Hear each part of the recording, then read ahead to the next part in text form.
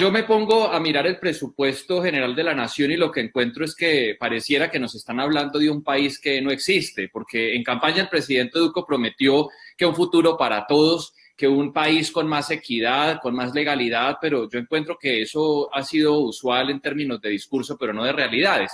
La muestra de ello es que el presupuesto general de la nación pareciera nuevamente desconectado de la realidad económica. Fue la misma pregunta que yo hice en el presupuesto del año inmediatamente anterior, y es que el gobierno de una forma, yo no sé si eso es optimista o iluso, piensa hacer unos cálculos frente a un presupuesto que se supone va a tener un crecimiento en términos económicos, es decir, lo que el presidente dice es que la economía en 2020 y el ministro de Hacienda va a crecer más o menos un 5.5% y cálculos por medio de los cuales pues hace toda la planeación de la inversión. Pero yo veo que según otros expertos, incluyendo también el DANE, pues la economía ha tenido una contracción gigantesca en este último periodo del menos 15.5 y los analistas expertos están considerando que esa contracción podría llegar a ser del 19%. Entonces, cuando uno se pone a mirar las cifras del FMI para América Latina y en especial para Colombia, habla de un decrecimiento, es decir, de una contracción del menos 2.40.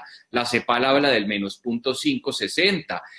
La OCDE dice que el 6.10. El Banco de la República está diciendo que Colombia va a tener un decrecimiento de entre el menos 2 y el menos 7. Fedesarrollo del menos 5. Es decir, todos los expertos hablan de un decrecimiento económico, pero el gobierno está planeando un presupuesto con un crecimiento del 5.5. Entonces, esto no lo teníamos ni el año pasado. A mí eso me preocupa muchísimo porque entonces, ¿con base en qué se está planeando el presupuesto? Yo quiero preguntarle al ministro por qué tanto optimismo de crecimiento por parte del gobierno. ¿No será que el gobierno está sobreestimando los ingresos y subestimando el déficit real? ¿O es que estamos hablando del otro país al que el presidente Duque asistió hace unos días en su discurso de la ONU, que creo que es otro país? Yo no sé si él vive en Narnia o yo no sé, no he podido saber dónde es que vive, pero eso definitivamente no es Colombia. Entonces supongo que trasladó el despacho del Ministerio de Hacienda a ese país imaginario. Yo hace un año hice la misma denuncia y efectivamente pues esas cifras no cuadran, pareciera que se volvió costumbre entonces maquillar las cifras. Y luego el presidente habla de que espera que este país se convierta entonces en un Silicon Valley. El Silicon Valley es la meca tecnológica de Estados Unidos donde emprendedores y empresarios de todo el país logran cumplir muchos sus sueños, pero resulta que cuando uno dice, bueno, muy loable ese sueño de poder crear el valle de las startups, el valle del emprendimiento, el valle del desarrollo empresarial, que hoy más que nunca necesitamos para generar empleo, pues yo me pongo a revisar el presupuesto y encuentro que, en primer lugar, el Ministerio de Ciencia, Tecnología e Innovación, con absoluta sorpresa, vemos, tiene un decrecimiento, es decir, el presupuesto asignado para 2021 es el menor en los últimos 11 años.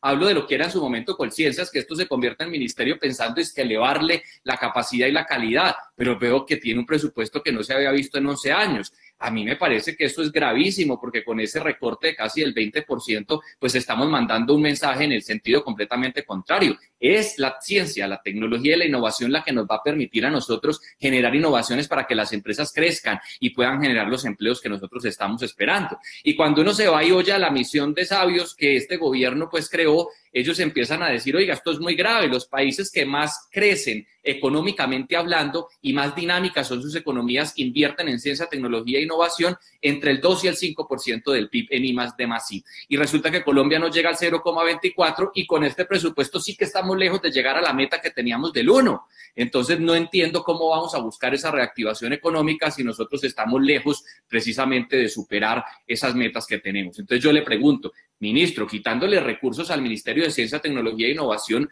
¿cómo vamos a contribuir a esa meta país de progreso económico y social en momentos en los que es ahí donde deberíamos estar invirtiendo para lograr salir y poder aumentar ese porcentaje? En segundo lugar, quisiera hablar de los factores de educación. A mí me parece realmente preocupante que si vamos a hablar del Silicon Valley, del desarrollo económico y tecnológico del país, pues deberíamos invertirle ampliamente recursos al ICETEX, pero el ICETEX hoy está diciendo, oiga, yo requiero un incremento del 34% de mi presupuesto, pero resulta que es que eso no me lo van a dar. Entonces, en momentos en los que necesitamos mantener los subsidios de sostenimiento a la tasa de interés de las comunidades que hoy incluso perdieron su trabajo, ¿cómo vamos a hacer? ¿Cómo vamos a hacer con las condonaciones por graduación de aquellos que son excelentes en rendimiento académico si el ICETEX tiene un presupuesto súper inferior a lo que estaría buscando y necesitando? yo felicito que el Ministerio de Educación Nacional cuente con las mayorías de los recursos, eso es un buen paso, pero ¿qué pasa con el ICETEX y la financiación a la educación en medio, digamos, por medio de esta entidad? Doctor Mauricio, 30 segundos para que termine. Habilite su micrófono, doctor Mauricio.